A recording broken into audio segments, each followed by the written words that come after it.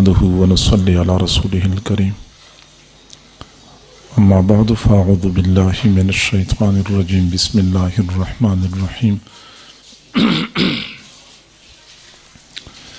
قل يا عبادي الذين أسرفوا على أنفسهم لا تقنطوا من رحمة الله إن الله يغفر الذنوب جميعا إنه هو الغفور الرحيم صدق الله العظيم وبلغنا رسوله النبي الكريم ونحن على ذلك لمن الشاهدين والشاكرين والحمد لله رب العالمين اللهم صل على سيدنا محمد وعلى آل سيدنا محمد وبارك وسلم۔ اللہ رب العزت کے دو صفاتی نام ہیں رحمان اور رحیم، دونوں رحمت سے نکلے ہیں، لیکن دونوں میں تھوڑا سا فرق پایا جاتا ہے۔ رحمان کا معنی ہے بے انتہا رحمتوں والا، اور رحیم کا معنی ہے اپنی رحمتوں کو بے دریغ لٹانے والا۔ کسی بندے کا مالدار ہونا اس کی ایک صفت ہوتی ہے، مال کو بے دریغ خرچ کرنے کا جذبہ رکھنا یہ بندے کی دوسری صفت ہوتی ہے۔ اسی طریقے سے اللہ تعالیٰ کی ایک صفت تو یہ ہے کہ وہ بے انتہا رحمتوں والا ہے، اور اس کی دوسری صفت یہ ہے کہ وہ اپنی رحمتوں کو بے دریغ لٹانے والا ہے۔ دنیا میں ہم دیکھتے ہیں کہ اگر بیٹا نافرمان ہوتا ہے تو والد ناراض ہو جاتا ہے، ناراض ہونے کے بعد والد اپنے بیٹے سے براہ راست بات نہیں کرتا، کوئی بات کرنی بھی ہو تو اپنی بیوی سے کہتا ہے کہ اس کو کہہ دو کہ یہ کام یوں کر لے، اس کو کہہ دو کہ یہ سیدھا ہو جائے، اس کو کہہ دو کہ یہ گھر سے نکل جائے۔ باپ ناراض ہے، اپنے بیٹے کے ساتھ براہ راست بات نہیں کرتا، لیکن میرے اللہ کا معاملہ منفرد اور جداگانہ ہے کہ جب بندے اللہ کی نافرمانی کرتے ہیں، اللہ کو ناراض کرتے ہیں، پھر بھی اللہ تعالیٰ ان بندوں سے براہ راست خطاب کرتا ہے اور ان کو اپنائیت کا احساس دلاتا ہے۔ قل یا عبادی الذین اسرفوا علی انفسہم، میرے محبوب آپ کہہ دیجئے یا عبادی، اے میرے بندو، اے میرے بندو، اپنائیت کا احساس دلایا کہ بندے تو تم میرے ہو۔ یہ اور بات ہے کہ شیطان نے تمہیں بھٹکایا ہے، ورغلایا ہے۔ الذین اسرفوا علی انفسہم، ان الفاظ میں ایک اور تسلی دی ہے کہ تم لوگوں نے اگر گناہ کیے ہیں تو میری اوپر کوئی ظلم زیادتی نہیں کی ہے، میرے پاس آنے میں کوئی عار محسوس نہ کریں، تم لوگوں نے اپنے اوپر ظلم کیا ہے۔ لا تقنطوا من رحمت اللہ، اللہ کی رحمت سے مایوس نہ ہونا۔ ان اللہ یغفر الذنوب جمیعا، اللہ تعالیٰ سارے گناہوں کو بخشتا ہے۔ انہ هو الغفور الرحیم، وہ اللہ مغفرت کرنے والا ہے، وہ رحم کرنے والا ہے۔ گناہگار بندوں کے ساتھ خطاب کرتے ہوئے اللہ رب العزت نے اپنائیت کا احساس دلایا، یا عبادی، اے میرے بندو، تم بندے میرے ہو۔ دنیا میں ہم دیکھتے ہیں کہ کئی مرتبہ بندہ کسی ناکردہ جرم میں پھنس جاتا ہے، غلطی کی نہیں ہوتی، ویسے الزام لگ جاتا ہے، پھر اس پر مقدمہ بنتا ہے، پھر عدالت اس کو طلب کرتی ہے، پھر بار بار طلب کرتی ہے، عدالت تحقیق و تفتیش کرتی ہے، آخر میں جب تحقیق مکمل ہو جاتی ہے تو عدالت کہتی ہے کہ ملزم پر جرم ثابت نہ ہو سکا، اس لیے عدالت اس کو باعزت بری کر رہی ہے۔ عدالت اس کو بری تو کر دیتی ہے، لیکن مقدمے کا ریکارڈ محفوظ رکھا جاتا ہے۔ پتہ چل گیا کہ مقدمہ جھوٹا تھا، خواہ مخواہ کا الزام لگ چکا تھا، لیکن عدالت نے جھوٹے مقدمے کا ریکارڈ بھی محفوظ رکھا۔ 10 سال بعد، 20 سال بعد کوئی بندہ آتا ہے اور پرانا ریکارڈ دیکھتا ہے تو کہتے ہیں ہاں فلاں بندے پر بھی اس طرح ایک مرتبہ کیس بنا تھا. یہ وہ داغ ہوتا ہے جو عدالت میں کبھی بھی صاف نہیں ہوتا. لیکن میرے اللہ کا معاملہ منفرد ہے. جب کوئی بندہ گناہ کرتا ہے تو اس گناہ کے بڑے پکے اور ٹھوس ثبوت موجود ہوتے ہیں. انسان کے اپنے اعضاء اس کے خلاف گواہی دینے کے لیے تیار ہوتے ہیں. زمین کے جس ٹکڑے پہ گناہ کیا ہوتا ہے وہ ٹکڑا بھی گواہی دینے کے لیے تیار ہوتا ہے.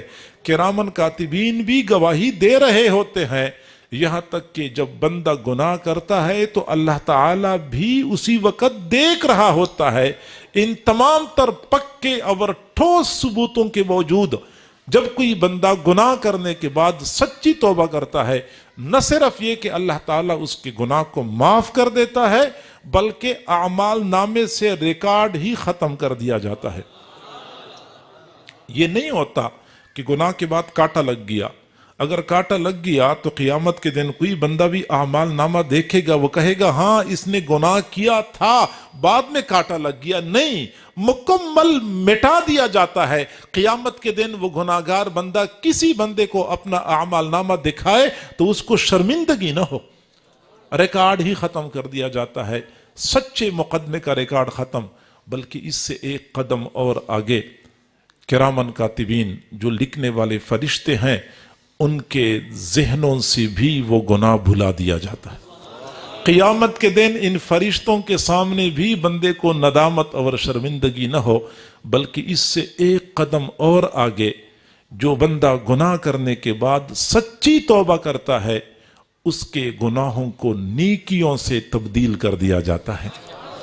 اور اسی پر اکتفا نہیں کیا بلکہ اس سے ایک قدم اور آگے گناہ تو کر لیا، توبہ کر لی، اب یہ بندہ اللہ کا دوست بن گیا، اللہ کے حفظ و امان میں آ چکا ہے.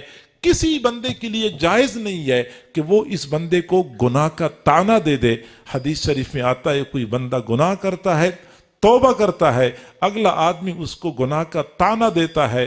طعنہ دینے والے کو اس وقت تک موت نہیں آتی جب تک کہ اللہ تعالیٰ اس کو اسی گناہ میں مبتلا نہ کر دے. طعنہ دینے کا بھی منع کر دیا کہ نہیں اب یہ میرا دوست بن گیا ہے، اس نے سلوک کی ہے، لہٰذا اس کو طعنہ دینا ممنوع ہے. صحیح بخاری شریف کی روایت ہے، حضور صلی اللہ علیہ وسلم نے فرمایا کہ قیامت کے دن اللہ تعالیٰ ایک گناہگار کو بلائیں گے، اپنے قریب کریں گے، پھر اپنی ستاری کی چادر اس پر ڈالیں گے، پھر اس چادر کے اندر اللہ تعالیٰ اس سے بات کریں گے کہ میرے بندے تو نے فلاں گناہ کیا تھا. وہ کہے گا ہاں اللہ میں نے گناہ کیا تھا. اللہ تعالیٰ ایک اور گناہ کا تذکرہ کریں گے، میرے بندے تو نے وہ گناہ بھی کیا تھا. ہاں اللہ میں نے گناہ کیا تھا. میرے بندے تو نے فلاں گناہ کیا تھا. ہاں اللہ میں نے گناہ کیا تھا. اسی طرح کرتے کرتے اس بندے کے بہت سارے گناہوں کا تذکرہ ہو جائے گا. وہ بندہ کہے گا بس میری ہلاکت یقینی ہے، ابھی تو بہت سارے گناہ اور ہیں جن کا تذکرہ ہی نہیں ہو چکا.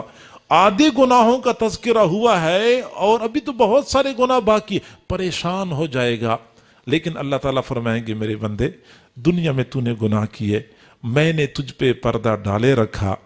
اب نہ صرف یہ کہ میں تجھ پہ پردہ ڈالتا ہوں بلکہ میں تیرے گناہوں کو نیکیوں سے بدلتا ہوں. بخاری شریف کی روایت ہے جب بندہ یہ سنے گا تو کہے گا اللہ میرے تو اور بہت سارے گناہ باقی ہیں جن کا تذکرہ ہی نہیں ہو چکا. گویا کہ ان کا تذکرہ بھی ہو جائے کیونکہ اب تو گناہ نیکیوں سے تبدیل ہو رہے ہیں. تو گناہگار بندے جب اللہ تعالیٰ کی وسیع رحمت دیکھیں گے تو وہ چاہیں گے کہ کاش میرے گناہوں کا تذکرہ ہو جائے. گناہوں کا تذکرہ ہوتا جائے گا، میرے گناہ نیکیوں سے تبدیل ہوتے جائیں گے. تفسیر روح المعانی میں لکھا ہوا ہے کہ جب اللہ تعالیٰ نے حضرت آدم علیہ السلام کو سجدہ کرنے کا حکم دیا فرشتوں کو کہ ان کے سامنے سجدہ کرو تو شیطان نے سجدہ نہیں کیا. اللہ رب العزت نے فرمایا فخرج منہا فإنک رجیم، نکل جا تو مردود ہے، تو نافرمان ہے. شیطان نکل رہا تھا لیکن نکلتے نکلتے اس نے ایک قسم کھائی فَبِعِزَّتِكَ لَأُغْوِيَنَّهُمْ أَجْمَعِينَ. یہ تو قرآن میں ہے، اللہ تیری عزت کی قسم میں اولاد آدم کو سب کے سب کو گمراہ کر دوں گا. اس نے گمراہ کرنے کی قسم کھائی. اللہ رب العزت نے جواب میں فرمایا فبعزتی وجلالی وارتفاع مکانی، مجھے اپنی عزت کی قسم، مجھے اپنے جلال کی قسم، مجھے اپنے بلند مرتبے کی قسم، لا ازال اغفر لہم مستغفرونی، میرے بندے جب تک مجھ سے مغفرت مانگتے رہیں گے میں ان کو معاف کرتا رہوں گا۔ اور شیطان تو نے گمراہ کرنے کی قسم کھائی ہے، میں نے معاف کرنے کی قسم کھائی ہے، تو نے گمراہ کرنے کی ایک قسم کھائی ہے، میں نے معاف کرنے کی 3 قسمیں کھائی ہیں۔ فبعزتی وجلالی وارتفاع مکانی، مجھے اپنی عزت کی قسم، مجھے اپنے جلال کی قسم، مجھے اپنے بلند مرتبے کی قسم، وہ اللہ جس نے ہمیں معاف کرنے کی قسمیں کھائی ہیں، ہم اس اللہ کی رحمت سے فائدہ نہیں اٹھاتے تو ہماری اپنی محرومی، اپنی بدقسمتی ہے۔ صرف یہ نہیں کہ اللہ تعالیٰ گناہگار کی توبہ قبول کرتا ہے، بلکہ گناہگار کی توبہ سے خوش ہوتا ہے۔ کتنا خوش ہوتا ہے؟ صحیح بخاری شریف کی روایت ہے، حضور صلی اللہ علیہ وسلم نے ایک مثال کے ذریعے یہ بات سمجھائی ہے کہ جب کوئی گناہگار بندہ توبہ کرتا ہے تو اللہ تعالیٰ کو کتنی خوشی ہوتی ہے۔ ایک مثال سے بات سمجھائی، فرمایا تم میں سے کوئی آدمی صحرا میں سفر کر رہا ہوتا ہے، اس کے پاس اونٹنی ہوتی ہے، اونٹنی پر کھانے پینے کا سامان بندھا ہوا ہوتا ہے، اچانک اونٹنی بدک جاتی ہے، بھاگ جاتی ہے، رسی چھڑا کے چھوٹ جاتی ہے۔ اب یہ آدمی رسی کو پکڑنے کی کوشش کرتا ہے، اونٹنی آگے تیز بھاگ رہی ہوتی ہے، اس آدمی کی رفتار کم ہوتی ہے، چنانچہ یہ آدمی اونٹنی کے پیچھے بھاگتے بھاگتے تھک جاتا ہے، اونٹنی درختوں کے اوٹ میں اوجل ہو جاتی ہے اور اس کو اونٹنی نظر نہیں آتی۔ اب چونکہ زیادہ بھاگ چکا ہوتا ہے، زیادہ بھاگنے کی وجہ سے اس کو شدت کی پیاس لگتی ہے، پیاس کی وجہ سے بے تاب اور بے قرار ہو جاتا ہے، دائیں بائیں پانی دیکھتا ہے، پانی نظر نہیں آتا، پانی تو اونٹنی کے ساتھ بندھا ہوا تھا، اونٹنی پانی لے کے چلی گئی۔ اب یہ جب پیاس شدید ہو جاتی ہے تو اپنی موت اپنی آنکھوں کے سامنے دیکھتا ہے کہ میری موت بالکل یقینی ہے، جنگل ہے، بے آب و گیا علاقہ ہے، نام کے لیے کوئی آبادی نہیں ہے، موت کے انتظار میں ایک درخت کے نیچے لیٹ جاتا ہے۔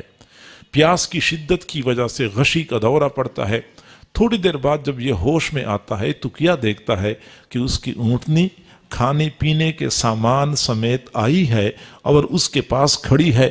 یہ جو ہی اپنی اونٹنی کو دیکھتا ہے تو فوراً ہاتھ ڈالتا ہے، رسی پکڑتا ہے، اور جب رسی پکڑ لیتا ہے تو اتنا خوش ہوتا ہے، اس کو تو اپنی زندگی دوبارہ مل گئی، اتنا خوش ہوتا ہے، خوشی کی وجہ سے کہہ بیٹھتا ہے اللہم انت عبدی وانا ربک، اللہ تو میرا بندہ ہے میں تیرا رب ہوں۔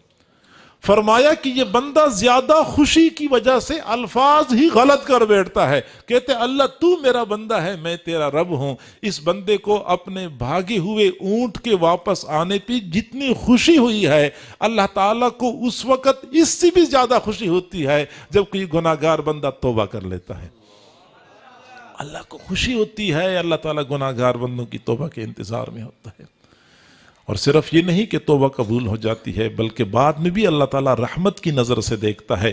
دو نوجوان آپس میں اسی بات پہ تکرار کر رہے تھے۔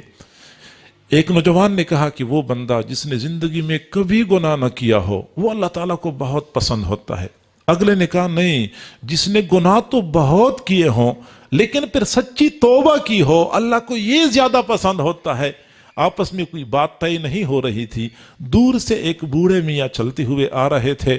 نوجوانوں نے کہا کہ ہم ان سے پوچھتے ہیں، وہ ہمیں جو جواب دیں گے ہم دونوں کو تسلیم ہوگا۔ بوڑھے میاں قریب آئے، نوجوانوں نے اپنا مدعا پیش کر لیا۔ ان بزرگوں نے کہا کہ بیٹا میں کوئی عالم تو ہوں نہیں کہ میں آپ کو قرآن و حدیث کی روشنی میں جواب دے دوں کہ کون اچھا ہے کون اچھا نہیں ہے، لیکن اتنی بات ہے کہ میں جولاہا ہوں، کپڑے بنتا ہوں، کپڑے بننے کے لیے لمبے لمبے دھاگے لگاتا ہوں، کپڑے کی بنائی کے دوران کئی مرتبہ کوئی دھاگا ٹوٹ جاتا ہے، جب دھاگا ٹوٹ جاتا ہے تو اس کو گھیرا لگا کے میں جوڑ دیتا ہوں، لیکن پھر بھی بار بار اسی ٹوٹے ہوئے دھاگے کی طرف غور سے دیکھتا ہوں کہ دوبارہ نہ ٹوٹ جائے۔ اس سے معلوم ہوتا ہے کہ شاید وہ بندہ جس نے گناہ تو بہت کیے ہیں لیکن سلو کر کے اپنے رب کے ساتھ تار جوڑ لی ہے، اللہ کی خاص رحمت کی نظر ہو کہ میرا یہ بندہ دوبارہ مجھ سے ٹوٹ نہ جائے۔ یقیناً ہم میں سے ہر بندہ گناہگار ہے، کوئی بھی معصوم نہیں ہے، لیکن پھر بھی سمجھدار لوگ وہ ہوتے ہیں کہ گناہ کرنے کے بعد پھر توبہ کرنے میں دیر نہیں کرتے. یہی لوگ اصل سمجھدار ہوتے ہیں. وہ بیچارے محروم القسمت ہوتے ہیں کہ گناہ کرتے ہیں اور گناہ کرتے ہیں، گناہ پہ گناہ کرتے ہیں اور وہ توبہ نہیں کرتے. میں کئی مرتبہ دوستوں سے کہا کرتا ہوں کہ گناہ تو بندے سے ہو جاتے ہیں، لیکن گناہ کے بعد کسی بندے کا بے چین ہو جانا، پریشان ہو جانا اور توبہ کرنے کے لیے بے قرار ہو جانا، یہ اس بات کی دلیل ہے کہ ابھی سینے میں ایمان کی چنگاری موجود ہے. اگرچہ وہ گناہوں کی راکھ تلے دبی ہوئی ہے، لیکن اس کو تھوڑی سی ہوا لگائی جائے یہ چنگاری دوبارہ بھڑک سکتی ہے، سینے کو ایمان کی حرارت سے گرما سکتی ہے.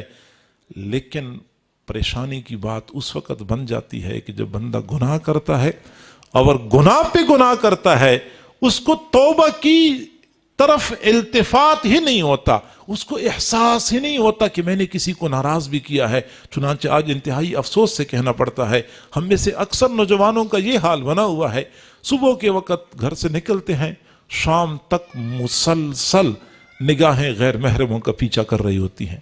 نہ نگاہ قابو میں، نہ زبان کنٹرول میں، نہ کانوں سے ہم کوئی شریعت کی بات سنتے ہیں. اور اسی طرح جب ہم رات کو سوتے ہیں تو سونے سے پہلے 2 گھنٹے 3 گھنٹے سکرین کے سامنے بیٹھ کے تھرکتے جسموں کے تماشے دیکھ رہے ہوتے ہیں، اور دیکھ دیکھ کے ہم تھک جاتے ہیں، اوندھمو بستر پہ گر پڑتے ہیں. ہمیں ذرہ برابر احساس نہیں ہوتا کہ ہم نے کسی کو ناراض کیا ہے، ہم نے کسی کی نافرمانی کی ہے. یہ اس بات کی دلیل ہوتی ہے کہ شاید ایمان کی چنگاری بجھ چکی ہے. یہ انتہائی خطرے کی بات ہوتی ہے. لہٰذا ہمیں چاہیے کہ ہم اگر گناہ نہیں چھوڑ سکتے تو کم از کم توبہ کرنے میں دیر نہ کیا کریں، فوری توبہ کر لیا کریں، فوری توبہ کر لیا کریں.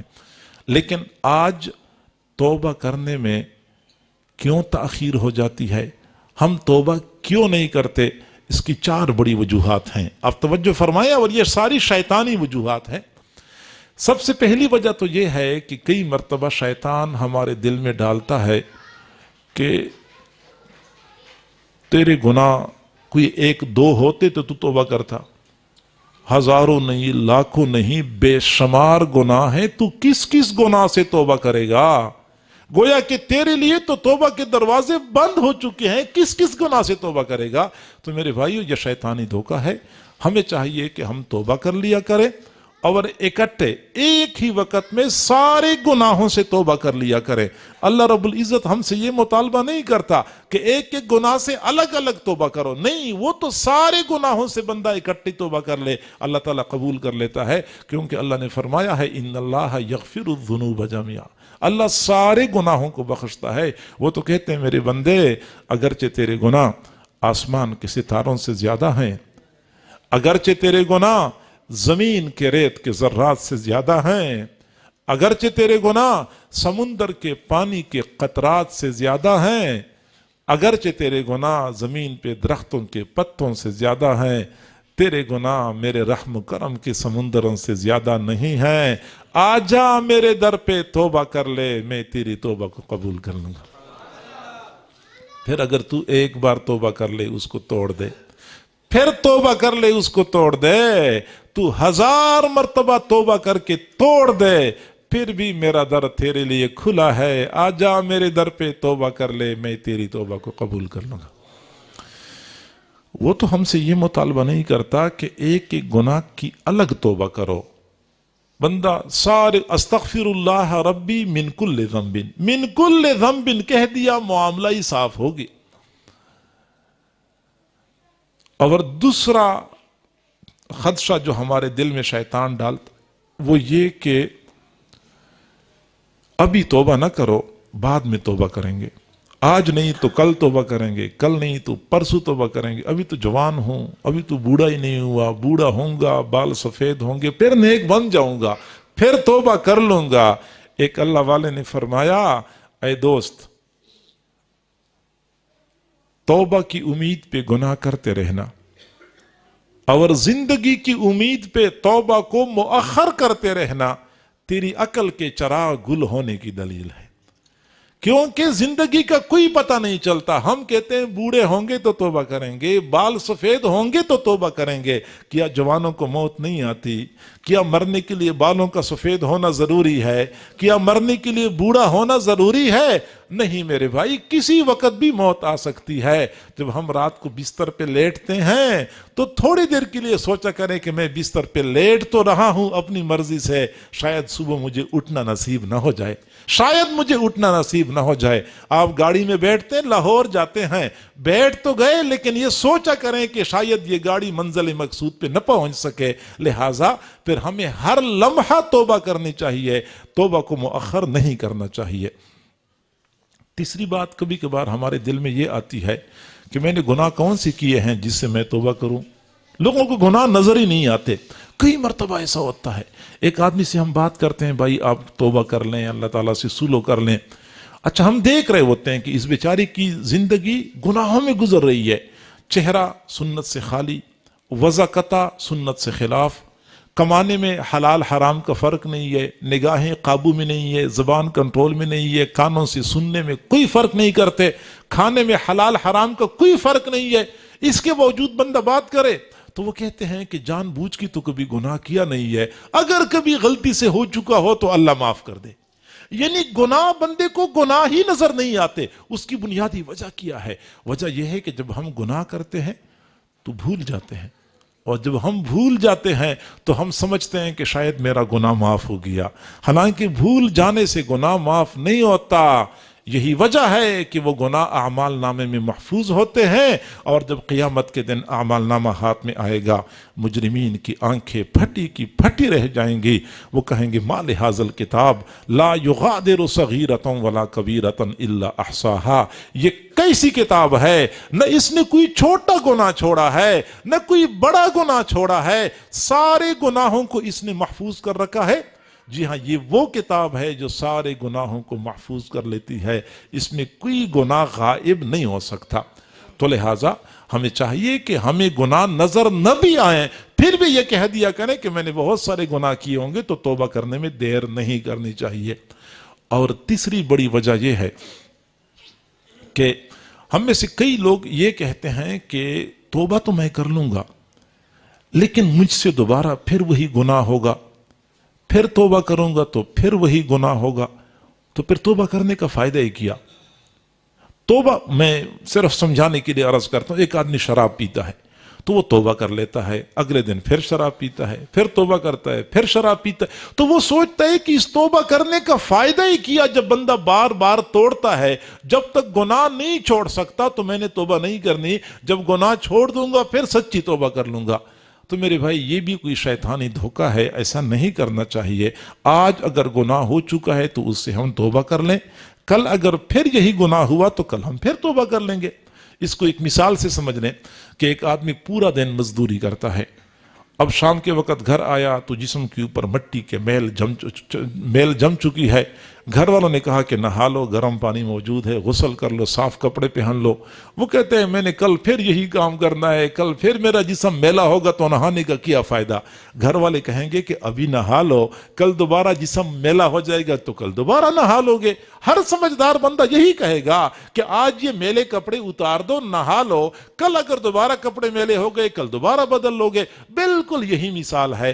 ہمیں چاہیے کہ آج کے دن کا حساب آج بے باک کر لیں، کل اگر بالفرض دوبارہ گناہ ہو گیا تو ہم پھر توبہ کر لیں گے، پھر یہ حساب بے باک کر لیں گے. ہاں، دنیا والوں کا معاملہ کچھ اور قسم کا ہوتا ہے. ایک آدمی سے غلطی ہو گئی، دنیا والوں سے معافی مانگتے ہیں، وہ معاف کر لیتے ہیں. اگر دوبارہ وہی غلطی کر لیتا ہے تو دنیا والے پھر بھی معاف کر لیتے ہیں. اگر تیسری مرتبہ پھر وہی غلطی کر لے تو دنیا والے کہتے ہیں تو نے تو مذاق بنایا ہوا ہے، بار بار غلطی کرتا ہے، بار بار معافی مانگتا ہے. یہ دنیا والوں کا معاملہ ہے. میرے اللہ کا معاملہ ایسا نہیں ہے. وہ کبھی بھی کسی بندے کا دروازہ اس لیے بند نہیں کرتا کہ تو نے بار بار گناہ کیے ہیں اس لیے مزید تیرے لیے توبہ کا دروازہ بند ہے. نہیں، بار بار بندہ گناہ کرے اللہ تعالیٰ بار بار اس کی توبہ قبول کرتا ہے. حضرت مولانا مفتی محمد حسن رحمہ اللہ تعالی نے فرمایا، حضرت تھانوی رحمۃ اللہ علیہ کے خلیفہ تھے، جامعہ اشرفیہ کے بانی مبانی، انہوں نے فرمایا کہ قیامت کے دن ایک بندے کو اللہ کے سامنے پیش کیا جائے گا. تو فرشتے کہیں گے کہ اللہ اس بندے نے تو دنیا میں مذاق بنایا ہوا تھا، تو گناہ کرتا تھا پھر توبہ کرتا تھا، پھر گناہ کرتا تھا پھر توبہ کرتا تھا، پھر گناہ کرتا تھا پھر توبہ کرتا تھا، مذاق بنایا تھا۔ تو اللہ تعالیٰ فرمائیں گے اچھا واقعی ایسا ہے؟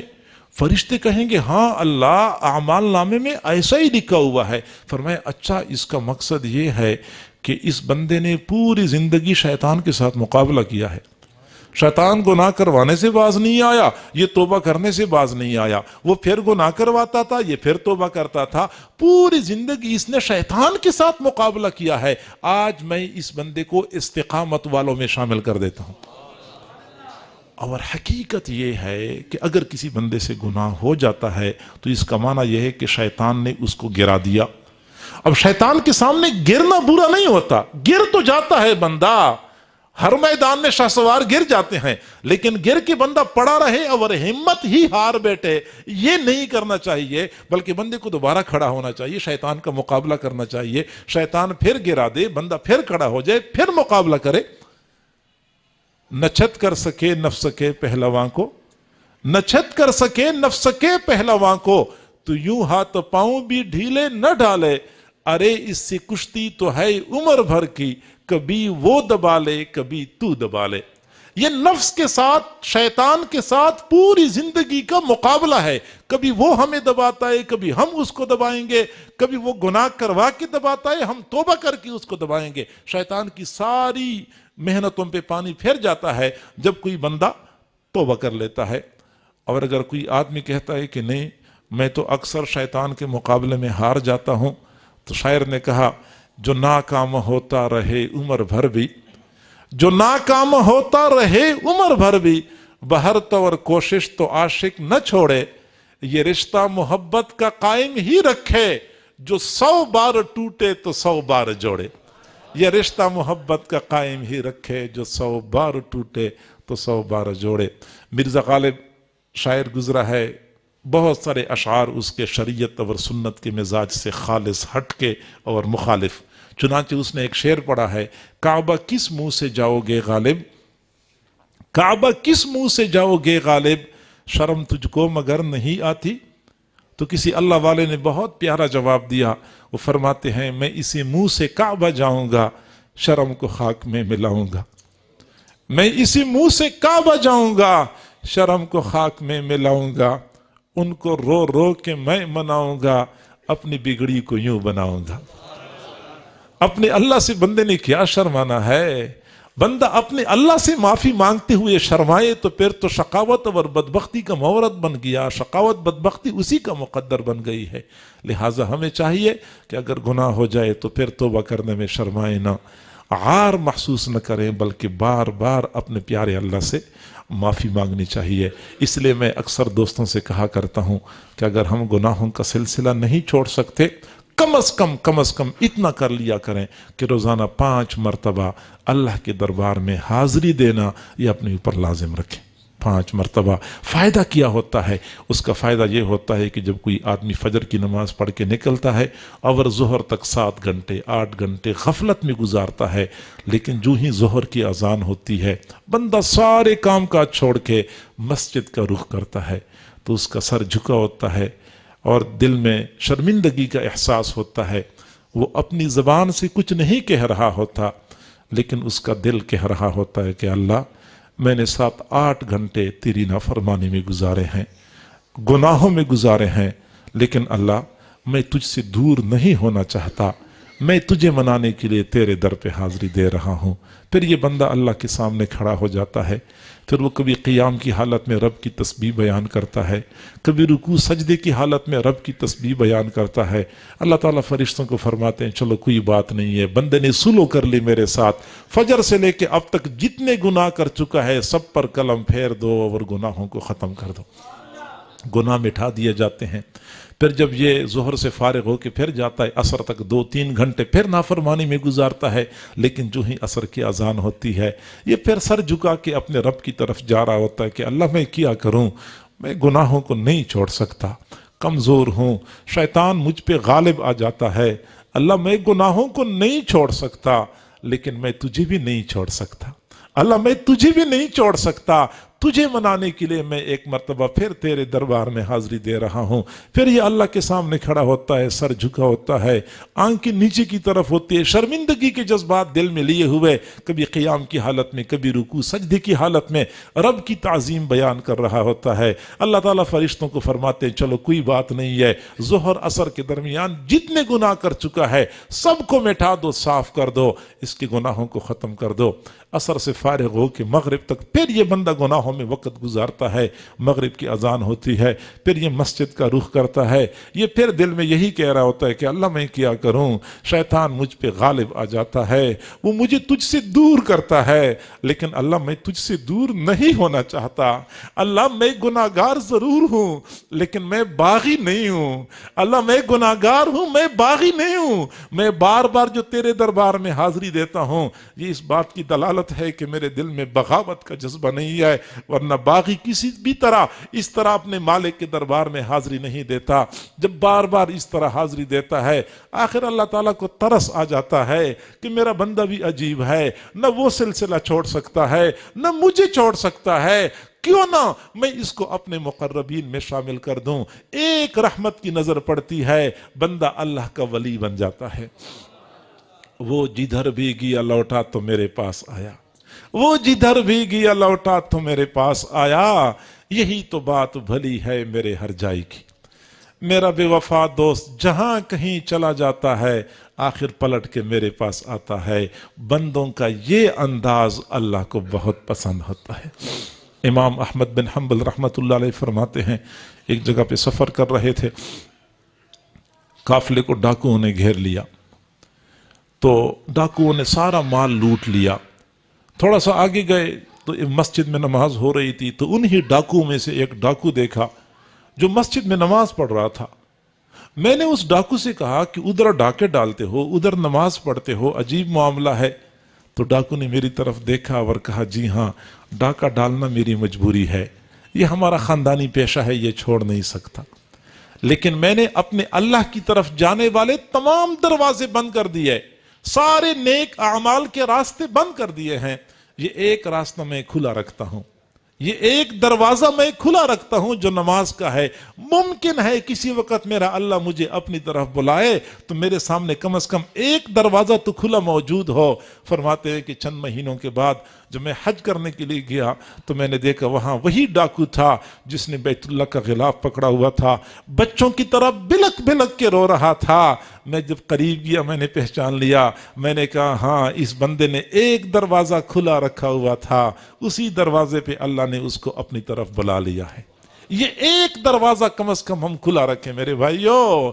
हम मोबाइल फोन का गलत इस्तेमाल नहीं छोड़ सकते, इंटरनेट का इस्तेमाल नहीं छोड़ सकते, दूसरों की बेटियों के साथ दोस्तियां नहीं छोड़ सकते, खुदा ना खास्ता हम झूठ नहीं छोड़ सकते, हम शराब नहीं छोड़ सकते। लेकिन मेरे भाइयों ये एक दरवाजा है, इसको मुस्तकिल तौर पे खुला रखें, इतना बंदा अपने अल्लाह से दूर ना हो जाए। मैं कई मर्तबा दोस्तों से कहता हूं, स्कूल में हम देखते हैं, मदरसों में हम देखते हैं, तालिब इल्म गैर हाज़िर हो जाता है, अगले दिन फिर गैर हाज़िर, अगले दिन फिर गैर हाज़िर, चुनांचे 6 दिन गैर हाज़िर हो गया। स्कूल वाले भी खारिजा कर देते हैं, मदरसे वाले भी खारिज कर देते हैं कि 6 दिन मुसलसल गैर हाज़िर हुआ।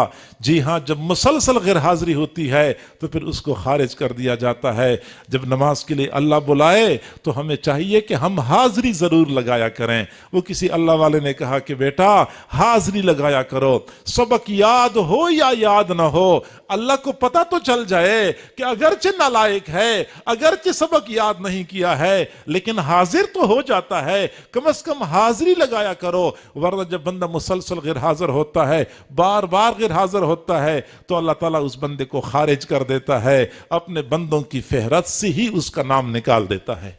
और ये फिर बंदे के लिए बहुत शकावत और बदबख्ती की बात होती है कि अल्लाह ताला किसी बंदे का नाम अपने बंदों की फेहरस्त से निकाल देता है, तो फिर बंदे शैतान के हवाले हो जाता है। फिर उस बंदे का काफिर हो जाना, गुमराह हो जाना कोई दुश्वार नहीं होता, क्योंकि अल्लाह ताला उसको अपनी रहमत के उस दायरे से बाहर निकाल देता है। लिहाजा हमें चाहिए कि हम कम से कम 5 वक्त अपने अल्लाह के साथ तार जोड़ लिया करें, जो कुछ भी हैं गुनाहगार हैं, बुरे हैं, लेकिन अल्लाह हम तुझसे मुकम्मल दूर नहीं होना चाहते, हम तुझसे मुकम्मल कटना नहीं चाहते, हम बार बार तेरे साथ ताल्लुक जोड़ते हैं। इस बात की दलील है कि हम गुनाहगार ज़रूर हैं, हम बागी नहीं हैं। कारी मोहम्मद तैयब साहब रहमहुल्लाह ने लिखा है कि क़ियामत के दिन एक बंदे को अल्लाह रब्बुल इज़्ज़त के सामने पेश किया जाएगा।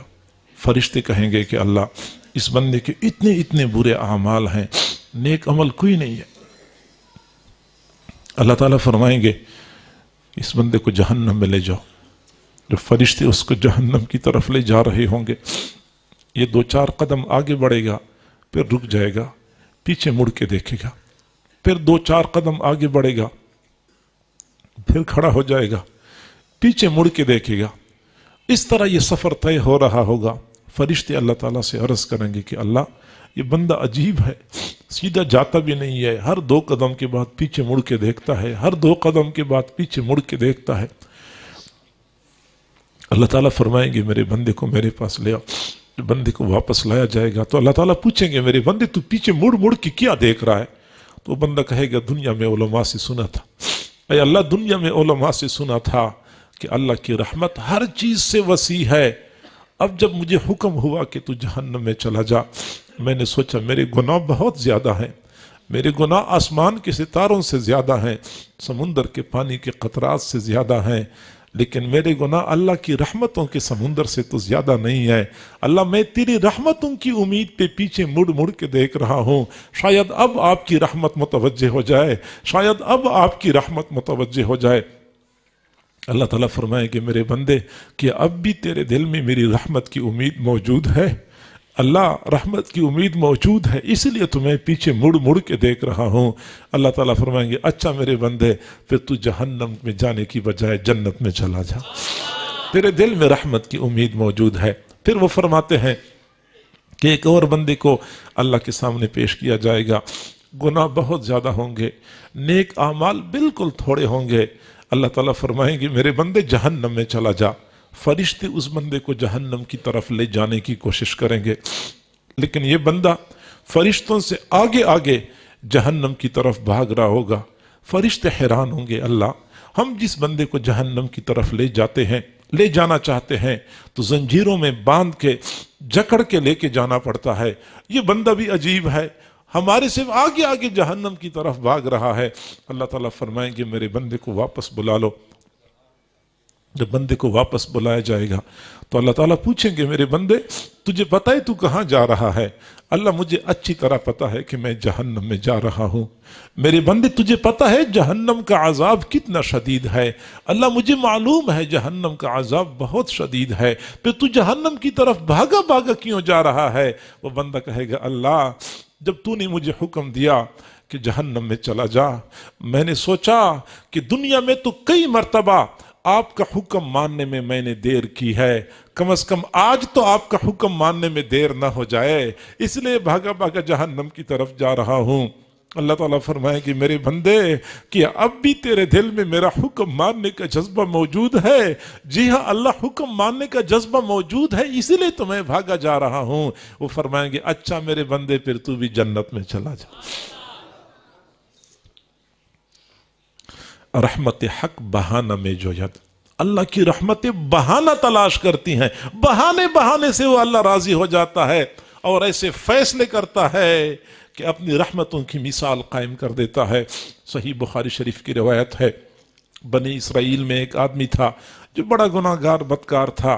वफात के वक़्त अपने बेटों को वसीयत की कि मेरा बेटा, मैं बहुत गुनाहगार बंदा हूँ, तुम्हारे लिए तो मैं बड़ा अच्छा बाप साबित हो गया, तुम्हारे लिए तो मैंने बहुत कुछ किया, लेकिन मैंने अपनी आखिरत तबाह कर रखी है। मुझे बहुत डर लगता है कि अगर मुझे अल्लाह के सामने पेश किया गया, मुझे तो ऐसा अजाब दिया जाएगा कि ऐसा अजाब दुनिया में किसी को नहीं दिया जाएगा। मेरे बेटो, मैं अल्लाह के अजाब से बहुत डरता हूँ।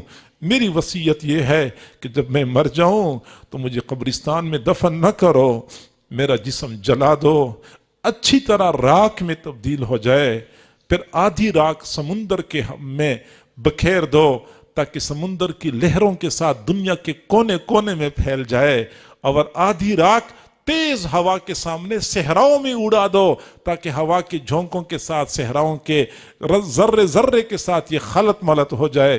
चुनांचे बाप का इंतकाल हो गया, बेटों ने अपने बाप की वसीयत पे अमल किया, उसको जलाया, आधी राख समुंदर में बखेर दी, आधी राख हवाओं के सामने उड़ा दी ताकि अल्लाह ताला इसको पैदा न कर सके। हालांकि अल्लाह ताला के लिए क्या मुश्किल है, समुंदर को हुक्म दिया कि राख इकट्ठी कर लो, समुंदर ने राख को इकट्ठा कर लिया, फिर हवा को हुक्म दिया वो राख दोबारा इकट्ठी कर लो, चुनांचे हवा ने भी सारी राख इकट्ठी कर ली। अल्लाह ने हुक्म दिया कुन पैदा हो जा, वही बंदा खड़ा हो गया। फिर अल्लाह रब्बुल इज्जत ने फरमाया मेरे बंदे तूने ऐसी वसीयत क्यों की थी औलाद को? उस बंदे ने कहा कि अल्लाह मैंने आपके खौफ की वजह से ये वसीयत की थी, मुझे अपने आमाल से और आपके कहर और गजब से बहुत डर लग रहा था, इसलिए मैंने ये वसीयत की थी। अल्लाह ताला ने फरमाया अच्छा मेरे बंदे तेरे दिल में मेरा खौफ मौजूद था, अल्लाह तेरे खौफ की वजह से ही तो मैंने ये वसीयत की थी। अल्लाह ताला ने फरमाया अच्छा मेरे बंदे फिर तू जन्नत में चला जा। अल्लाह ताला की रहमतें बहाना तलाश करती हैं। ज़रूरत इस बात की है कि हम भी अल्लाह ताला की वसी रहमतों से फ़ायदा उठाएं। मेरे भाइयों, हमने अपने अल्लाह को बहुत नाराज़ किया। हमने न दिन को गुनाह छोड़े, न रात को गुनाह छोड़े, न सुबह गुनाह से बाज आए, न शाम को गुनाह से बाज आए। हमने जितना हम कर सके हमने गुनाह किए हैं। अब हमने आखिरकार अपने प्यारे अल्लाह के पास जाना है, और जब हम अल्लाह के पास जाएं, अल्लाह ने हमसे ज़िंदगी के पल पल का हिसाब लेना है। हम हिसाब के सामने खड़े हों, हिसाब के लिए अल्लाह के सामने खड़े हों, इससे पहले पहले अपने प्यारे अल्लाह को राज़ी कर लें, सच्ची तौबा कर लें। एक मर्तबा हम तौबा कर लें, फिर अल्लाह से हम दुआ करते हैं कि अल्लाह अब आइंदा के लिए गुनाहों से तू ही मुझे बचा लीजिए। सच्ची बात यह है कि फितनों के ज़माने में, गुनाहों के दौरे में फितन गुनाहों से बचना बहुत मुश्किल है, लेकिन जिसको अल्लाह बचाता है तो अल्लाह के लिए बचाना कोई दुश्वार नहीं है। हम हिम्मत न हारें, हम शैतान के सामने मायूस न हो, बल्कि ये कह दिया करें कि हमारा अल्लाह हमें बचा सकता है, हम नहीं बच सकते। आप लोगों ने बारहा देखा होगा, जब बच्चा चलना शुरू करता है तो बाप अपने बेटे को कदरे फासले पे अपने से दूर खड़ा कर देता है, फिर बेटे से कहते हैं कि बेटा आजा आजा। अब बाप को पता होता है कि बच्चा चल के मुझ तक पहुंच नहीं सकता, इसने गिरना है, लेकिन बाप इंतजार में होता है कि बच्चा किस वक्त कदम बढ़ाता है। जो ही बच्चा कदम बढ़ाता है, गिरने लगता है, बाप उठ जाता है, बच्चे को गिरने नहीं देता, उसको संभाल लेता है, सीने से लगाता है। जिस तरह बाप समझता है कि मेरा बेटा मेरे तक पहुंच नहीं सकता, सिर्फ कदम बढ़ाने के इंतजार में होता है, ऐसे ही अल्लाह ताला को भी पता है कि मेरे बंदे इस माहौल में और शैतान और नफ्स की रुकावटों के होते हुए मुझ तक पहुंच नहीं सकते, लेकिन कम से कम कदम तो बढ़ाए ना। बंदा कदम बढ़ाता है, अल्लाह की रहमत उसको गिरने नहीं देती। अल्लाह की रहमतों पे भरोसा करते हुए हम एक मर्तबा अज़म बिल जज़म कर लें कि अल्लाह जो गुनाह हो चुके हैं उनसे हमारी तौबा है, आइंदा के लिए गुनाह न करने का पक्का इरादा है। हम इस अंदाज से अज़म करेंगे। मैं अल्लाह की ज़ात से उम्मीद करता हूँ अल्लाह ताला हमें मायूस नहीं होने देंगे। अल्लाह ताला हम सबको समझने और अमल करने की तौफीक अता फरमाए। व आखिर दावाना अनिल हम्दुलिल्लाहि रब्बिल आलमीन।